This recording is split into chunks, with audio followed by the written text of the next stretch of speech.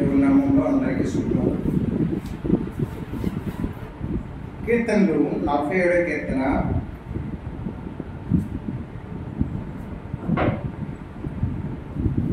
2-3 వచనాలు. 1, 2, 3 చదువుకుందాం. అందరం కలిసి చదువుదాం. 47వ కీర్తన 1, 2, 3 అందరము కలిసి చదువుదాం.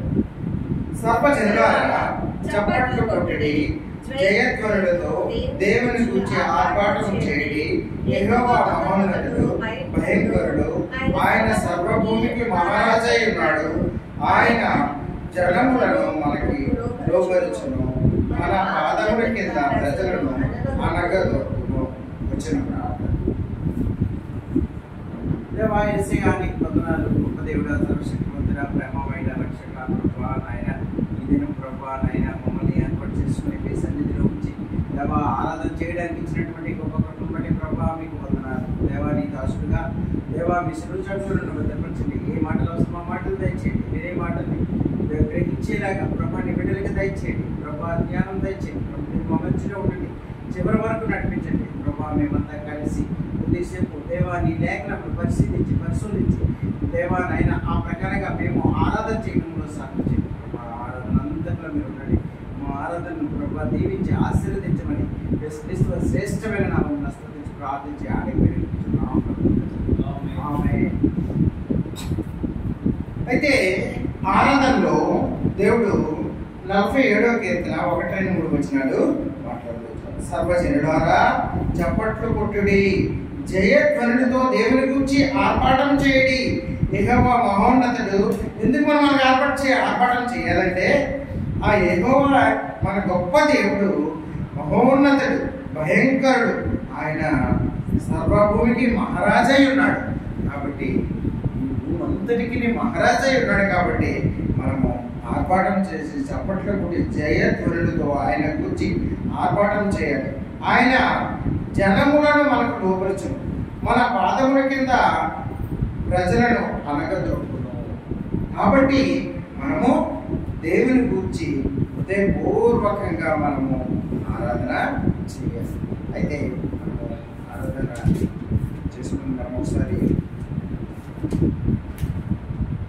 బైబిల్ భాగం ఒకసారి పాడుకుందాం. మన బైబిల్ సొంత బైబిల్ పైకెత్తి పఠింపశ్రేష్ఠ గ్రంథము బైబిల్, పఠింపశ్రేష్ఠ గ్రంథము బైబిల్, అనుదినము పఠించిన ప్రేమతోడ నడుపులు. ఓ పఠింపశ్రేష్ఠ గ్రంథము Bible. The best book to read is the Bible. The best book to read is the Bible. If you read it every day, it will help you all the way. Oh, the best book to read is the Bible. Okay, thank you.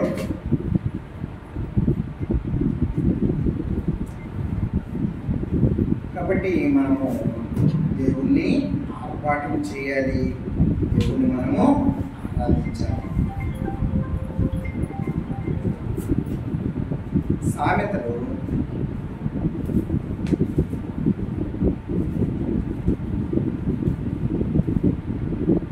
14వ అధ్యాయము 10వ వచనాన్ని చదువుకున్నాం. ఎవరి దుఃఖము వాని హృదయమునకే తెలియను, ఒకని సంతోషములు అన్యుడు గాలివాడు మానేరడు. ఎవరి దుఃఖము వాని హృదయమునకే తెలియను, ఒకని సంతోషములో అన్యుడు మాలివాడు మానేరడు. అయితే మనకి ఈ సంతోషం అనేది, దుఃఖం అనేది అది మనము బయటికి చెప్పడానికైతే కాదు. అది ఎవరి హృదయానికి, మన బాధలు, మన కష్టాలు, మనం పడుతున్నటువంటి ఆ బాధ అనేది మన హృదయానికి, ఆ దుఃఖం అనేది మన హృదయానికే తెలుస్తుంది.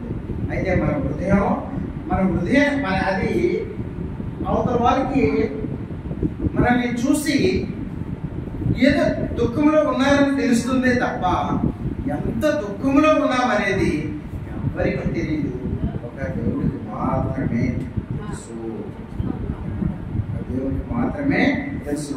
అందుకే మనం దుఃఖంలో ఉండేటప్పుడు ఆ దేవుడు మన హృదయాన్ని ఎరిగినటువంటి దేవుడు కాబట్టి ఆయనకి తెలియడానికి కారణం ఏంటంటే, మరి ఈ దినము ప్రపంచం మొత్తం కూడా ఆరాధించడానికి కారణం ఏంటి అంటే, ఆరాధనకు అయినా అరువుడు, ఆరాధనకు స్తుతులకు పాత్రుడు కాబట్టి మనము ఆయన్ని హృదయపూర్వకంగా మనం ఈ దినము ఆరాధిస్తున్నాం. ఇప్పుడు మనం చెప్పినటువంటి ఈ వాక్యంలో సామెతలు 14:10లో దేవుడు ఏం చెప్తున్నాడంటే, మనకి మన హృదయంలో ఉన్నటువంటి మన దుఃఖ బాధని మనం దేనికోసం దుఃఖపడుతున్నాము. ఒక్కొక్కరు ఒక్కొక్క దానికి దుఃఖపడుతూ ఉంటారు. తన ఇంటి కుటుంబం కోసం ఒకరు దుఃఖపడుతూ ఉంటే, ఇంకొకరు తన ఆర్థిక అవసరాల కోసం దుఃఖపడుతూ ఉంటారు. ఒక్కొక్కరు కొంతమంది అనారోగ్య పరిస్థితుల కోసం దుఃఖపడుతూ ఉంటారు. కొంతమంది కోసం దుఃఖపడుతూ ఉంటారు. ఇలా దుఃఖపడుతూ ఉన్నటువంటి మనల్ని ఈ మానవులు, లేకపోతే మన ఫ్రెండ్స్, లేకపోతే మన సంఘస్థులు మన హృదయంలో ఉన్నటువంటి ఆ దుఃఖ బాధను మళ్ళీ ఎరగలేదు. ఒక దేవుడికి మాత్రమే తెలుస్తుంది. ఆ దేవుడు మన ఎందుకు అంత తెలుస్తుందంటే, ఆయన మన అంతరంగాన్ని ఎరిగినటువంటి దేవుడు, మన హృదయాన్ని పరిశోధించినటువంటి దేవుడు. కాబట్టి అలాంటి దేవుడిని మనం ఇదను ఆరాధించడానికి మనము వచ్చాము. అయితే ఏ విధంగా దేవునికి తెలుస్తుంది అనేది ఒకసారి మనము 2-3 విషయాలు మనం చూసుకొని మనము ఆరాధన చేద్దాం. మొదటి సమయంలో 1వ అధ్యాయము 11వ వచనాన్ని చదువుతాం.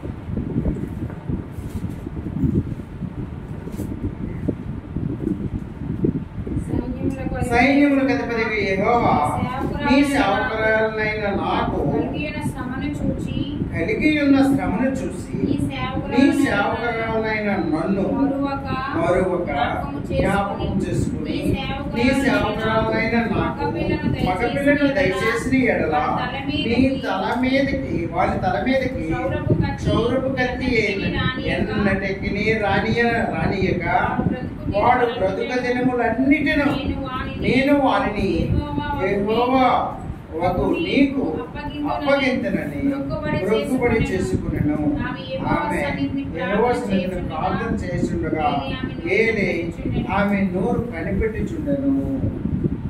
అయితే ఇది మనం మాట్లాడుతుంది అన్నా కోసం.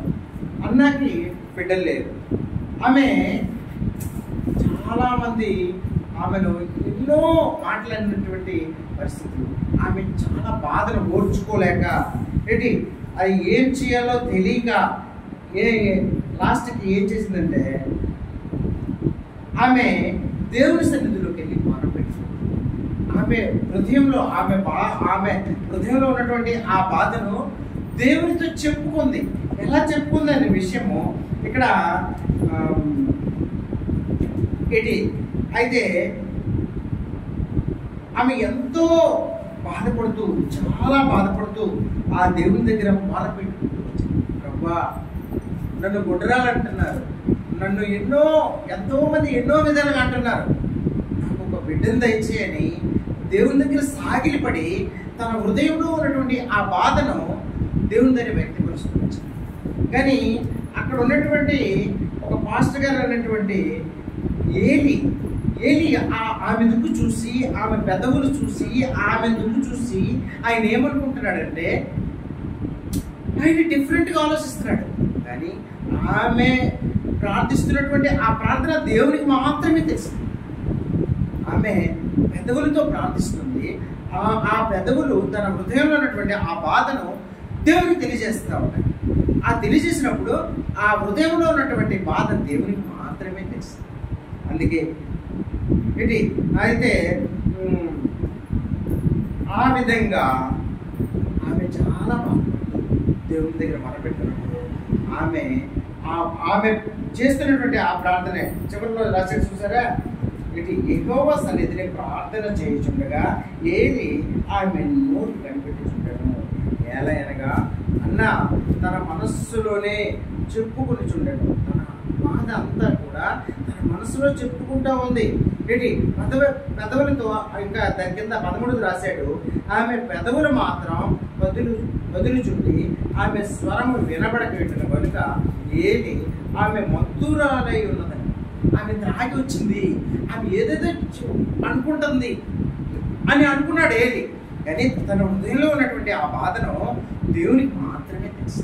కాబట్టి మన హృదయాలు ఎరిగినటువంటి దేవుడు, మన హృదయంలో మనకి ఎంత బాధ ఉందో, ఎంత దుఃఖం ఉందో, మనం దేనికోసం ప్రార్థన చేస్తున్నామో అది ఎరిగినటువంటి దేవునికి మనం ఈ దినము ఆరాధన చేయడానికి ఈ సన్నిధిలో ఉన్నాం. చూసారా, అన్న తన బాధను వ్యక్తం చేస్తూ ఆ దేవుని దగ్గర సాగిలపడుతూ వచ్చిందన్నమాట. ఏంటి అంటే ఎల్కనా అని ఒక అతను ఉంటాడు, అతనికి 2 భార్యలు, ఒక ఆవిడ అన్న, ఇంకొక ఆవిడ నిన్న. అయితే ఈ అన్నకి పిల్లలు లేకపోవడం, ఆ తోడుకోడలు అంటే ఎన్నో మాటలని, ఆ మాటలు భరించలేక లాస్ట్కి దేవుని మందిరంకి వచ్చి తన హృదయంలో చాలా బాధపడుతూ ఏడుస్తూ, అలాగనేసి అందరి ఎదురుగా ఆమె సాగిలపడి ఏడవలేదు, మొరపెట్టలేదు కదా. అందుకనే ఆ దేవుని సన్నిధిలో తన హృదయంలో ఉన్నటువంటి ఆ బాధను దేవుని దగ్గర వ్యక్తం చేస్తూ వచ్చింది. లాస్ట్కి ఆమె, మనం ఎంత ఆలోచించినప్పుడు ఆమె బిడ్డలు ఎందుకు కావాలనుకుంది అంటే ఆమెకి ఏదో తోడు కావాలని, లేకపోతే ఇంకోలా కాదు, తాను గుడ్రాలు అని కాదు అని నిరూపించుకోవడానికి. అందుకే తను ఎంత చక్కగా చెప్పి చూసారా, ఆ సైన్యములకు అధిపతి అయినటువంటి యెహోవా నీ సేవకురాలైన నాకు కలిగినటువంటి శ్రమను చూసి నీ సేవకురాలైన నన్ను మరువగా జ్ఞాపకం చేసుకోమని చెప్తుంది. నీ సేవకురాలైన నాకు మగపిల్లను దయచేయమని చెప్తుంది. వాని తల మీద క్షౌరపు కత్తి ఎన్నటికీ రానియక వాడు బ్రతుకు దినములన్నింటిలో నేను నీకే సమర్పిస్తాను, నీకు అప్పగించేస్తాను. చూసారా, అంటే దేవునికి అప్పచెప్పడానికి అయినా సరే, తన బిడ్డను దేవునికి ఇవ్వడానికి అయినా సరే తనకు బిడ్డ కావాలి, ఈ లోకంలో ఉన్నటువంటి ఆ నిందను పోవాలి అనే ఉద్దేశంతో దేవుని దగ్గర ఆమె ఉండి. అయితే మన హృదయంలో, నా హృదయంలో కూడా ఎన్నో బాధలు ఉంటాయి, ఎన్నో దుఃఖాలు ఉంటాయి, ఎన్నో కష్టాలు ఉంటాయి. ఆ దుఃఖాలు తెలిసినటువంటి వాడు దేవుడే.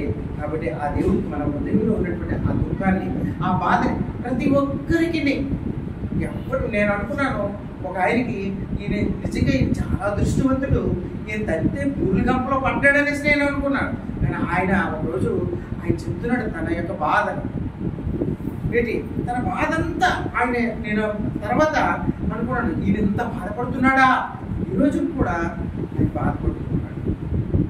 ఏంటి ఎందుకు బాధపడుతున్నాడంటే తనకి 2 పిల్లలు, 2వ మ్యారేజ్ చేసుకున్నాడు, అలా ఆవిడ చనిపోతే ఆ 2వ ఆవిడతో కూడా గొడవలు, ఈ రోజు కూడా వాళ్ళకి కలవక, ఏంటి 2 టీచర్సే. ఏంటి నరకం అంటే వాళ్ళు వేరే డిఫరెంట్ చోట్ల ఉండి చాలా బాధ, నాకు రోజు కలుస్తాడు. ఇంకొక ఆయన కూడా టీచరే, ఆయన కూడా ఏం బాధ లేదు కదా, హ్యాపీ. ఎందుకంటే కొడుకు ఉద్యోగం, పెద్ద ఉద్యోగం, మోడల్ ఉద్యోగం, భార్య ఉద్యోగం, ఏ బాధ లేదు, చాలా హ్యాపీగా ఉన్నాడు. ఈయన కూడా టీచర్. ఏంటి అనుకున్నప్పటికీ ఆయన హృదయంలో కూడా బాధ ఉంది. ఆయన కూడా ఎంత బాధపడుతున్నాడంటే తన కూతురికి వివాహం చేశాడు, ఆ అల్లుడికి ముందే పెళ్ళి ఉంది, అది ఒక కొడుకు. ఆ కొడుకుతో గుండెలు అయిపోయింది, వాళ్ళ ఇంట్లో బాధ. అంటే ఈ లోకంలో బాధలు లేని వాళ్ళు, దుఃఖాలు లేని వాళ్ళు ఎవరు లేరు, ప్రతి ఒక్కరికి ఉంది. కాకపోతే ఆ దుఃఖాన్ని దేవుని దగ్గర మనం వ్యక్తపరచుకుంటూ, దేవుడే మనకి ఆ దుఃఖం నుండి తీసినటువంటి, ఆ దుఃఖాన్ని ఆ దుఃఖం నుండి మనకి హ్యాపీ, సంతోషాన్ని ఇచ్చినటువంటి ఆ దేవునికి మనం ఈ దినం ఆరాధన చేస్తున్నాం. హృదయపూర్వకంగా మనం ఆరాధన చేస్తున్నాం, హృదయపూర్వకంగా. ఎందుకంటే ఆ దేవుడు మన హృదయాన్ని, మన అంతరంగాల్ని ఎరిగి మనం చేస్తున్నటువంటి ప్రార్థన విని సమాధానం ఇచ్చినటువంటి దేవుడిని మనం కలిగి ఉన్నాం. ఈ లోకంలో చాలా మందికి ఆ భాగ్యం లేదండి. కష్టాలు వస్తే ఇంట్లో నలిగిపోతూ ఉంటారు, కష్టాలు వస్తే బాధల్లో ఉంటారు. కానీ మనకైతే మన దేవుడు ఉన్నాడే, మన యెహోవా దేవుడు, యేసుప్రభు దేవుడు, ఏంటి యెహోవా కుమారుడైనటువంటి యేసుప్రభు నీకు నాకు ఉన్నాడండి. మనం ధైర్యంగా ఉండొచ్చు వేళ. ఎందుకంటే మన బాధల్ని ఆలకించి మనకు సమాధానం ఇచ్చినటువంటి దేవుడిని మనం కలిగి ఉన్నాం. కాబట్టి మన మనం ఈవేళ హ్యాపీగా సంతోషంగా ఉన్నామన్నమాట. అందుకే అలాగే ఆదికాండము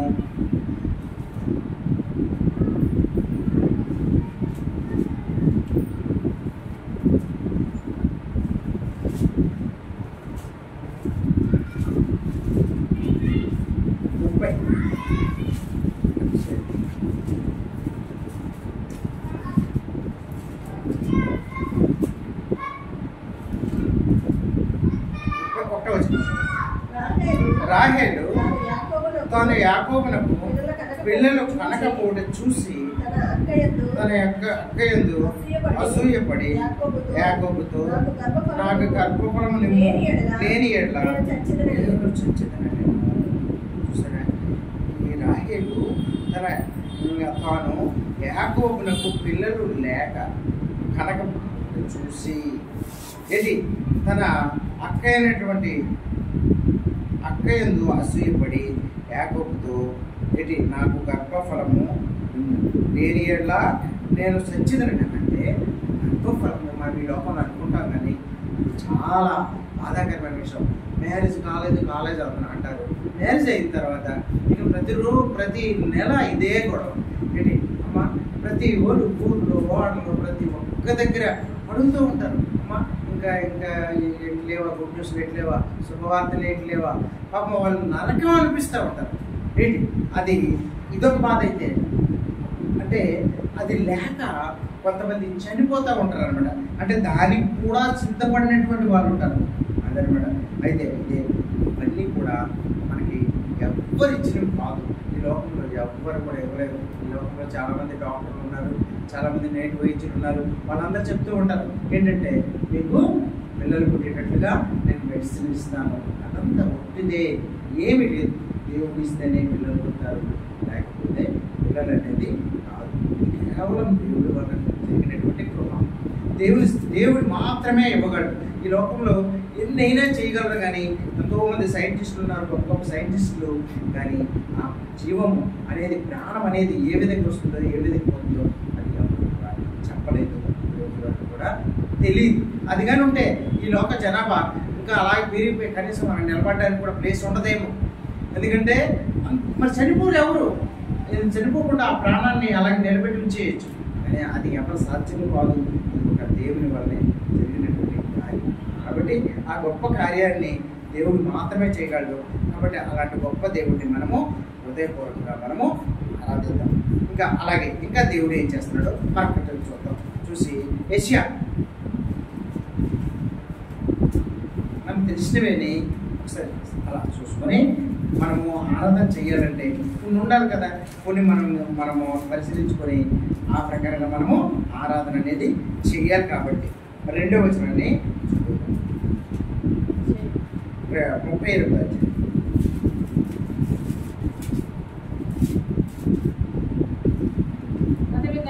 అతడు తన ముఖమును గోడ తట్టు తిప్పుకొని యథార్థ హృదయుడైన సత్యముతో నీ సన్నిధిని నేను ఎట్లు నడుచుకుంటున్నాను, నీ దృష్టికి అనుకూలముగా సమస్తమును నేను ఎట్లు జరిగించుతున్నా జ్ఞాపకం చేసుకోనమని కన్నీరు విడిచి.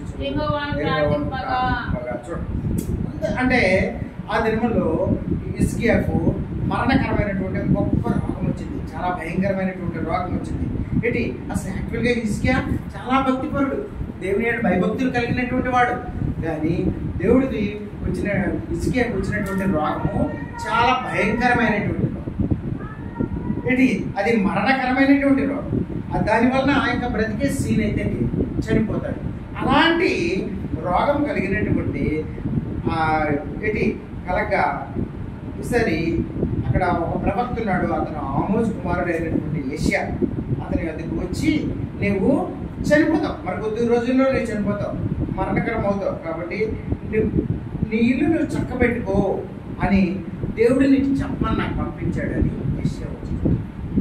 యెషయా వచ్చి అతను హిజ్కియాతో చెప్పాడు, హిజ్కియా నీకు వచ్చిన రోగం ఇది మామూలు రోగం కాదు, ఇది భయంకరమైంది, నువ్వు దీంతో చనిపోతావు, ఖచ్చితంగా చనిపోతావు.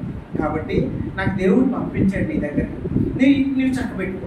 నీ ఇల్లు నువ్వు చక్కబెట్టుకు కొద్ది రోజులు ఏముంటావో నీ ఇల్లు చక్కబెట్టుకో అని చెప్పినప్పుడు హిజ్కియా నిజంగా చాలా బాధపడ్డాడు.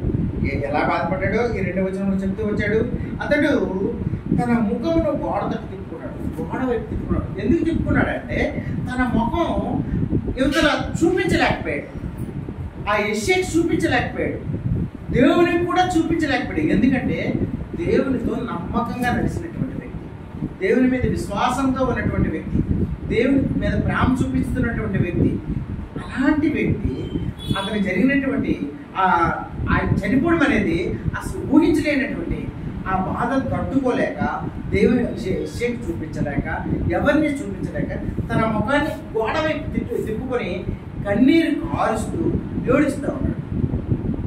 ప్రభా నేను ఎంత నమ్ముకున్నాను, ప్రభా నీవంటే నేను అసలు ఎంతో విశ్వాసంతో ఉన్నాను, నాకేంటి ప్రభా ఎంత పెద్ద రోగం వచ్చింది, నేను చనిపోతానా, అయ్యో ఇంకా మరి బ్రతకనా అనేసి గోడ వైపు తిప్పి ఏడుస్తూ ఉన్నాడు.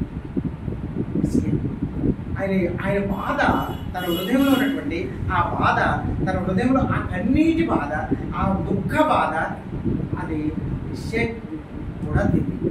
ఇక్కడ ఉన్నటువంటి ఎవరికీ తెలియదు, ఒక దేవుడికి మాత్రమే తెలిసింది, ఆ దేవుడికి మాత్రమే తెలిసింది. తన ఏడుస్తున్నటువంటి తన బాధ ఎంత బాధపడుతున్నాడో, హిజ్కియా ఎంత బాధపడుతున్నాడో, ఎంత ఏడుస్తున్నాడో, తన హృదయంలో ఎంత కుంగిపోతున్నాడో, ఎంత ఎంత అనేది అందుకే ఆయన ఏమన్నారంటే దేవుడికి తన అంతరంగాలను ఎరిగినటువంటి దేవుడు, తన హృదయాలను ఎరిగినటువంటి దేవుడు. అందుకే ఇర్మియాలో రాస్తాడు ఏంటి, తన హృదయ అంతరంగాలను ఎరిగి నువ్వు నేను అందరూ చూసినట్టుగా ఇప్పుడు రాజకీయ నాయకులు చేస్తున్నట్టుగా రాజకీయ నాయకులు ఏం చేస్తారు, ప్రకటిస్తారు, అద్భుతాలు ప్రకటిస్తారు. ఎలక్షన్ ముందు ఏవి జరగవు, వాళ్ళు చేస్తున్న పనులు ఫోటోలు మాత్రమే తీయించుకుంటారు. అది నిజమైనటువంటి ఆ విషయాన్ని దేవుడికి తెలుసు. అందుకే దేవుడు మన హృదయ అంతరంగాల్ని నువ్వు ఇక్కడ ఈ మందిరంలో నీవు ఎలా ఉన్నావో, నీ 4 గోడల మధ్యన నీ ఒక్కలో ఉన్నప్పుడు కూడా అదే మాదిరిగా ఉండాలి. నీ హృదయాన్ని దేవుడు అది తెలుసుకుంటాడు. నీ మనసులో ఎలా ఉన్నావో దేవునికి మాత్రమే తెలుసు.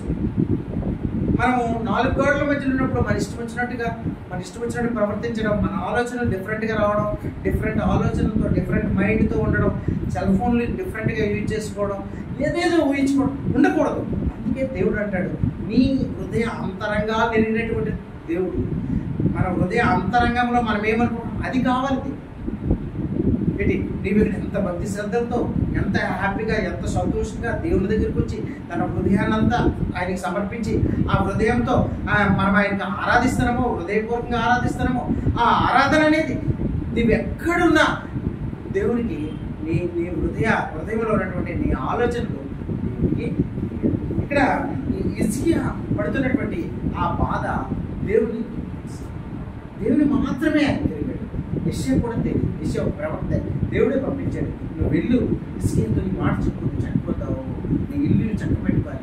ఎప్పుడైతే ఈ గోడతో తిరిగి తన హృదయంతో ఆయన ప్రార్థన చేసుకున్నాడు, ప్రభా నేను ఎంతో చేశాను ప్రభా, నువ్వు బట్టి నాకు ఎంతో ఇష్టమని తన ముఖం గోడతో తిప్పుకొని యెహోవా యథార్థ హృదయాన్ని సత్యంతో నీ సన్నిధిని నేను ఎట్లు నడుచుకుంటున్నాను ప్రభా అంటున్నాడు. ప్రభా నేను ఎట్లు నడుచుకున్నాను నీకు సర్వం తెలుసు ప్రభా అని ఏడుస్తున్నాడు. హిజ్కియా ఏడుస్తున్నాడు, నేను ఎలా తిరిగాను ప్రభా, నేను ఏ విధంగా ప్రవర్తించానో నీకు అన్నీ తెలుసు కదా ప్రభా.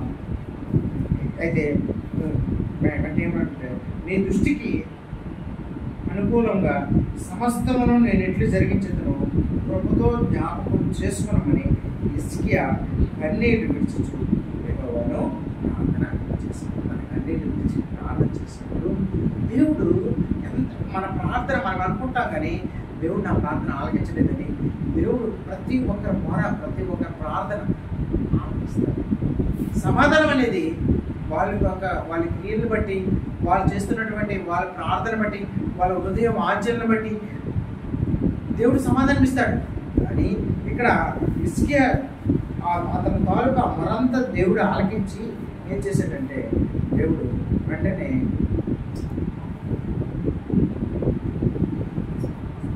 మళ్ళీ యెషయాతో మాట్లాడి 5వ వచనం, నీవు తిరిగి హిజ్కియా వద్దకు పోయి అతనితో ఇట్లాడు, నీ పితరుడైన దావీదునకు దేవుడైన యెహోవా నీకు సెలవిచ్చిన ఏమనగా, నీవు కన్నీళ్లు విడిచుట చూసింది, నీ ప్రార్థన నేను అంగీకరించి ఉన్నాను కనుక ఇంకా 15 సంవత్సరముల ఆయుష్ నీకు ఇచ్చేదని చెప్పాడు. దేవుడు ఎవరిని విడిచిపెట్టాడు? హిజ్కియాకి మరి 15 సంవత్సరాలు ఇచ్చాడు. 15 సంవత్సరాలు సామాన్యమైన మాట కాదు. ఒక్కరోజు కూడా ఒక డాక్టర్, ఒక స్పెషల్ పీజీ చేసినటువంటి ఒక డాక్టర్ 1 గంట ఇవ్వలేని పరిస్థితి కొంతమందికి 1 గంట ఆ ప్రాణాన్ని నిలబెట్టలేదు. మధ్యన ఎవరైనా యాక్సిడెంట్గా పోయినప్పుడు, లేదంటే వాళ్ళు యాక్సిడెంట్గా పోతారని ముందే తెలిసినప్పుడు వాళ్ళ శరీర అవయవాలు రాసిస్తే వాళ్ళని ఇమ్మీడియట్లీగా హైదరాబాద్ తీసుకుని వెళ్ళాలి.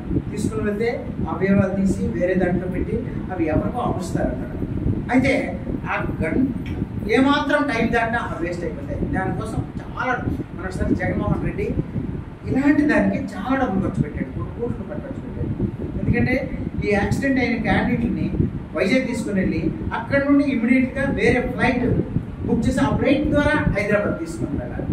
తీసుకుని వెళ్ళి అక్కడ ఆ అవయవాలు తీసి దానికోసమని ఇమీడియట్లీగా అరేంజ్ చేస్తాడు ముఖ్యమంత్రి. ఆరోగ్య విషయంలో చాలా చక్కనైనటువంటి మంచి కార్యక్రమం చేశాడు.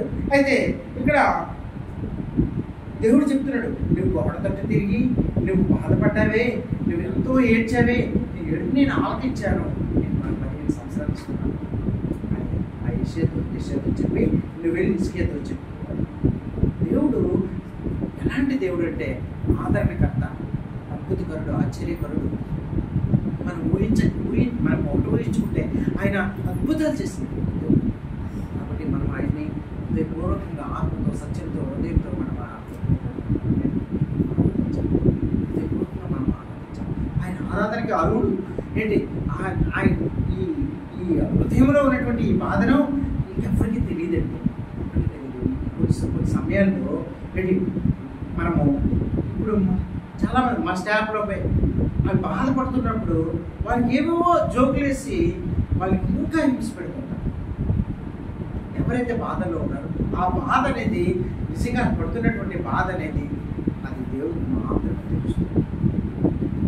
అలాంటి గొప్ప దేవుడిని నీవు నేను కలిగి ఉన్నాం. కాబట్టి ఆ దేవుడిని హృదయపూర్వకంగా మనము మన పాపాన్ని మనం ఒప్పుకొని ఆయన ఆరాధన చేయాలి. ఒకసారి లూకాసు వార్త లూకాసు వార్త 7వ అధ్యాయం 36-37 పరిసయ్యుల్లో ఒకడు తనతో కూడా భోజనం చేయవలని ఆయన అడిగిను.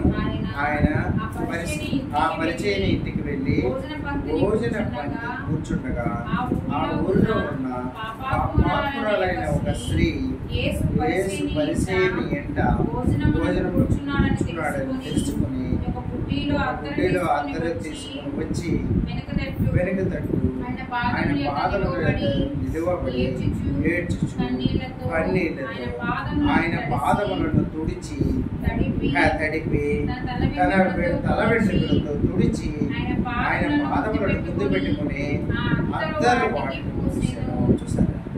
ఈ విషయము దేవునికి తెలుసు. ఆమె ఆ ఊరిలో ఉన్నటువంటి ఆ పాపాత్మరైనటువంటి ఒక స్త్రీ యేసు పరిసయ్యుని ఎంట భోజనంలో కూర్చుని ఉన్నాడని తెలుసుకుని ఒక గుడ్డిలో చాలా ఖరీదైనటువంటి అత్తర్ను తీసుకొని వచ్చి ఆయన పాదం వద్ద నిలువబడి ఏడ్చుచు కన్నీటితో ఆయన పాదములను తుడిచింది, తడిపింది. దాంతో తడిపి తన వెంట్రుకలతో ఆ యేసుప్రభు పాదాలని శుభ్రంగా తుడిచింది. అంటే చూసారు ఆమె ఎంత తనలో ఉన్నటువంటి ఆ బాధన దేవుడి దగ్గరికి వెళ్తే నా బాధ పోతుంది అనే ఆలోచనతో.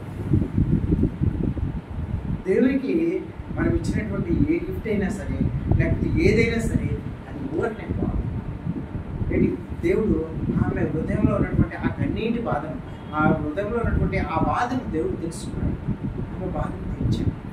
ఏంటి మన హృదయంలో ఉన్నటువంటి బాధ మనము తెలియక ఎక్కడెక్కడో ఏడుస్తుంటాము, ఎక్కడెక్కడో బాధపడుతుంటాము. నువ్వు ఆయన దగ్గరికి వచ్చి నువ్వు అడగలిగితే, ఆయన దగ్గరికి వచ్చి నీ బాధని నువ్వు ఆయనకి తెలియజేయగలిగితే, నీ కష్టాలు సుఖాలు, నీ హృదయంలో ఉన్నటువంటి ఆ హృదయ బాధను, ఆ హృదయంలో ఉన్నటువంటి ఆ కష్టాన్ని ఆయన విరిగి నీకు నెమ్మదిని దయచేసి నీ కష్టాలన్నీ తీర్చినటువంటి దేవుడు మనము ఆరాధిద్దాం. ఎందుకంటే మనము ఆయనే ఆరాధనకి అర్హుడు కాబట్టి అలాంటి గొప్ప దేవుడిని మనము ఆరాధిద్దాం. హృదయపూర్వకంగా మనము ఆరాధిద్దాం. అలాగే 100వ కీర్తన ఒకసారి చూద్దాం.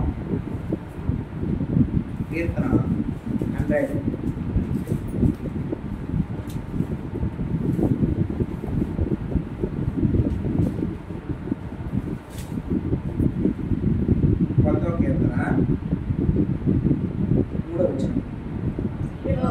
యెహోవా దేవుడని తెలుసుకుని ఆయనే మనలను పుట్టించెను, మనము ఆయన వారము, మనము ఆయన ప్రజలము, ఆయన మేము గొర్రెలము. కాబట్టి మనము ఆరాధించాలి, తెలుసుకోవాలి. ఎందుకంటే ఆయన చేసినటువంటి అద్భుతాలు మనం చూసాము. అన్నా జీవితంలో అద్భుతం చేశాడు. తనకు ఒక బిడ్డని ఇచ్చాడు, సమయాన్ని ఇచ్చాడు. ఆ సమయాన్ని దేవునికి ఆ దేవుని సన్నిధిలోనే తన జీవిత కాలం అంతా గడిపాడు. తర్వాత ఆయన దేవునికి దాసుడుగా ఉంటూ ఆయన అద్భుతాలు చేశాడు. అలాగే చూసుకున్నప్పుడు ఇస్కియా తన జీవితంలో దేవుడు చేసిన గొప్ప క్రియలు ఏంటి అంటే, అతను మరణకాలంలో ఆయన మొరపెట్టినప్పుడు, ఆయన హృదయంలో ఉన్నటువంటి ఆ బాధను దేవునికి చెప్పినప్పుడు ఆయన మనకు 15 సంవత్సరాలు ఆయుష్ ఇచ్చినటువంటి దేవుడు ఆయనే చెప్తున్నాడు. అందుకే చెప్తున్నాడు ఏంటి అంటే, యెహోవా దేవుడిని తెలుసుకోవాలి. ఇవి అద్భుతాలు, ఇలాంటి అద్భుతాలకి ఎవరు మామూలు సామాన్య మానవుడు చేయలేడు. ఆయన మనల్ని పుట్టించాడు. మనల్ని పుట్టించిన వాడు ఆయనే. మనం ఆయన వారము, మనము ఆయన ప్రజలము, ఆయన వైపు. కాబట్టి మనం ఆయన హృదయపూర్వకంగా మనము ఆరాధించాలి. ఆయన హృదయపూర్వకంగా మనం ఆరాధించాలి. ఎందుకంటే ఆయన మాత్రమే ఆరాధనకు అర్హుడు, ఆయన మాత్రమే స్తుతులకు పాత్రుడు, ఆయన మాత్రమే, ఇంకెవరూ కాదు. ఆయన వర్షాన్ని కురిపించిన వాడు ఆయనే, మనకి రక్షణ ఇచ్చిన వాడు ఆయనే, నిన్ను నన్ను కాపాడిన వాడు ఆయనే, ఈ లోకాన్ని సృష్టిని అంతగా సృష్టించిన వాడు ఆయనే. మనము ఈ నిజమైనటువంటి విషయాన్ని తెలుసుకోకుండా మన హృదయపూర్వకంగా మనం ఆయన ఆరాధించాలి. ఏదో నామమాత్రంగా వచ్చి దేవుడు యెహోవా దేవుడు, యేసుప్రభువే దేవుడని మన హృదయంలో మనం ఆరాధించిన అది హృదయపూర్వకమైనటువంటి ఆరాధన కాదు. ఆయన చేసినటువంటి గొప్ప గొప్ప క్రియలు మనం విని, మనం తెలుసుకొని, మనం చదివి ఆ క్రియలు ఎవరు చేయగలరు? అది సామాన్య మానవుడు చేయలేడే. అలాంటి గొప్ప క్రియలు చేసినటువంటి ఆ గొప్ప దేవుడు నా జీవితంలో కూడా చేస్తాడని విశ్వాసంతో, దేవుడు ఉన్నాడని, తన ప్రార్థన ఆలకిస్తాడని, తన మొర ఆలకిస్తాడని, అద్భుతాలు చేస్తాడని విశ్వాసం ప్రియుల్లో రాస్తాడు. దేవుడు ఉన్నాడని, నా ప్రార్థన ఆలకిస్తాడని విశ్వాసం నీలో ఉన్నప్పుడే మనము ఆరాధన చేయగలమన్నమాట. అందుకే మనం ఆరాధన చేయాలి అంటే దేవుడు మన ప్రార్థన ఆలకిస్తాడు. అందుకే కీర్తనలు 116 కీర్తన ఒకసారి చూస్తున్నాము. 116 కీర్తన 8వ వచనం. మరణము నుండి నా ప్రాణము, కన్నీరు విడవకుండా నా పనులను, జారి పడకుండా నా పాదమును తప్పించేవాడు. దేవుడే తప్పించుకున్నాడు. మరణం నుండి కూడా తప్పించడం ఎప్పుడు లేదు. నా ప్రాణము కన్నీరు విడవకుండా మన పనులను కాపాడేవాడు, జారి పడకుండా మన పాదము మనం తప్పించుకున్నాం. కష్టాలు, ఆపదలు, మన ప్రయాణాల్లో అతనే మనల్ని ఆపదలను తప్పించినటువంటి దేవుడు మనము ఆరాధిస్తాం. ఎందుకంటే ఆయన మనకు తెలీదు మనం ఎలాంటి ఆపదలో ఉన్నాం, ఎలాంటి ఆపదలు పడిపోతాం, లేకపోతే మన ఆరోగ్య పరిస్థితి భవిష్యత్తులో ఏమవుతుందో తెలియదు. అలాంటి అనారోగ్య పరిస్థితులు వస్తాయి, లేకపోతే ఏ క్షణంలో ఏమవుతామో మనకు తెలియదు. అలాంటి పరిస్థితులు అసలు దేవుడిని మనం ఎందుకు ఆరాధించాలి అంటే, మనము ఇంత గొప్ప దేవుడిని మనం ఆరాధించగలుగుతాం. ఆయన చేసినటువంటి ఈ సామాన్య మానవులు చేయలేదు. రెండోది, ఆయన పరిశుద్ధుడు కాబట్టి. ఒకసారి 25వ కీర్తన చెప్తారు చూడండి. కీర్తన 25లో, కీర్తన 25 35:8 యెహోవా ఉత్తముడును యథార్థవంతుడై ఉన్నాడు కావున ఆయన మార్గములను గురించి ఆయన పాపులను ఉన్నది. మనకెందుకు ఈ లోకంలో పాపులు ఉద్దేశిస్తాడంటే ఆయన ఉత్తముడు, ఆయన ఉత్తముడు, ఆయన ఈ లోకాన్ని సృష్టికర్త. ఆయన ఎందుకంటే ఆయన సర్వ సృష్టికి మూల పురుషుడు. ఆయన ఈ సృష్టి అంతటిని సృష్టించినటువంటి దేవుడు కాబట్టి ఏంటి ఆయన ఎలాగైతే ఉత్తముడు, ఎలాగైతే యథార్థవంతుడు, ఎలాగైతే నీతివంతుడు, కాబట్టి ఆ నీతిని బట్టి ఆయన తన మార్గంలో గురించి మీరు కూడా ఈ విధంగా ఉండండి అని మనం ఉండగలిగినప్పుడు దేవుడు అప్పుడు తన ప్రార్థన ఆలపిస్తాడు, తన మరణ ఆలపిస్తాడు. అదనమాట తన మరణ ఆలపించాలంటే ఏంటి అదనమాట. అందుకే మనము ఎలా ఉండాలి, నేను ఆ విధంగా నేను పరిశుద్ధుడిని కాబట్టి మీరు పరిశుద్ధంగా ఉండండి, నేను నీతివంతుడిని కాబట్టి మీరు నీతివంతుడిగా ఉండండి. ఆయన లేకుండా మనకు చేయలేదు, ఆయన లేకుండా మనకి చేయలేదు. ఆయన ఉండి ఆయన ఆ విధంగా ఉండి నిన్ను నన్ను ఆ విధంగా ఉండండి, నీతిగా ఉండండి, పరిశుద్ధంగా ఉండండి, విశ్వాసంగా ఉండండి, పాపం వైపు చూడండి, పాపతలంలో ఉండండి, ఇది నేను ఎప్పుడప్పుడు కడుక్కోండి అని మనకి దేవుడు చెప్తున్నాడు. ఎందుకంటే ఆయన ఆ విధంగా ఉన్నాడు కాబట్టి నిన్ను నన్ను ఆ విధంగా ఉండి ఆరాధన చేయాలి. మనం పాపంలో ఉండి పాప తలంపులతో మన హృదయంలో పాప ఆలోచనలు పెట్టుకుని మనం ఆరాధన చేస్తే దేవుడు అంగీకరించడండి. దేవుడు ఏ విధంగా ఉన్నాడు ఆ విధంగా ఉన్నప్పుడు దేవుడు మన ప్రార్థన అనేది ఫైనల్గా వాటిని చూసుకుంటాం. కీర్తనలు 34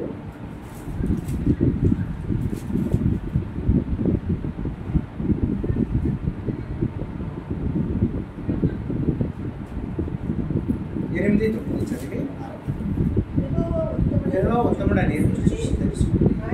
ఆయన ఆశ్రయించున్నాడు ధన్యుడు. యెహోవా భక్తులారా ఆయన యందు భయభక్తులు ఉంచండి, ఆయన యందు భయభక్తులు ఉంచే వారికి ఏమీ అందుకే ఉత్తముడు ఆయన ఉత్తముడని మనం తెలుసుకుని ఏంటి ఉత్తముడని చూసి తెలుసుకుని ఆయన్ని ఆశ్రయించున్నాడు. మనం ఆశ్రయించాలి. ఆయన ఉత్తముడని మనం తెలుసుకున్నాం. ఎందుకు ఆయన ఎంత గొప్ప ఉత్తముడు అంటే ఆయన నా హృదయ అంతరంగాలు ఎరిగినటువంటి మన దుఃఖ బాధలను ఆయనకు మాత్రమే తెలుసు. ఈ లోకంలో ఎవరికి తెలియదు. ఈ లోకంలో మనందరం అయ్యో బాలేదా ప్రార్థన చేస్తాము అని చెప్పినటువంటి వాళ్ళమే, కానీ ఆ ఎంత బాధపడుతున్నాం అనేది అది ఒక దేవుడికి మాత్రమే. ఆయన మన బాధలను తొలగించిన వాడు ఆయనే, మనకి నెమ్మదిని దయచేసిన వాడు ఆయనే. అందుకే కీర్తనలో 119:50 ఏం రాస్తారంటే 119వ అధ్యాయము 50వ వచనంలో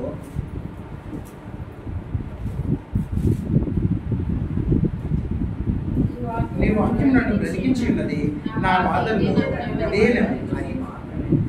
వాక్యమే వాక్యమే వెళ్ళి మనకు బ్రతికిస్తుంది. ఈ వాక్యం ఈవేళ మనము కొన్నిసార్లు సమయాల్లో మనం చాలా డిస్టర్బ్లో ఉంటాం, చాలా బాధల్లో ఉంటాం.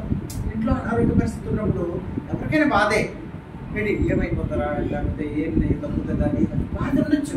కానీ ఆ హృదయ బాధను ఉన్నప్పటికీ నువ్వు వాక్యం చదివి ఆ వాక్య ప్రకారం ప్రార్థన చేసుకున్నప్పుడు వెళ్ళి నువ్వు ఆ వాక్యం మనల్ని బ్రతికిస్తుంది.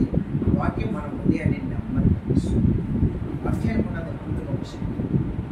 నువ్వు విశ్వాసంతో ఆయన వైపు తిరిగి నువ్వు ప్రార్థన చేసుకోగలిగితే హృదయాన్ని నెమ్మది కలిగించినటువంటి అది వాక్యం ఉండను, వాక్యమే దేవుడే ఉండను.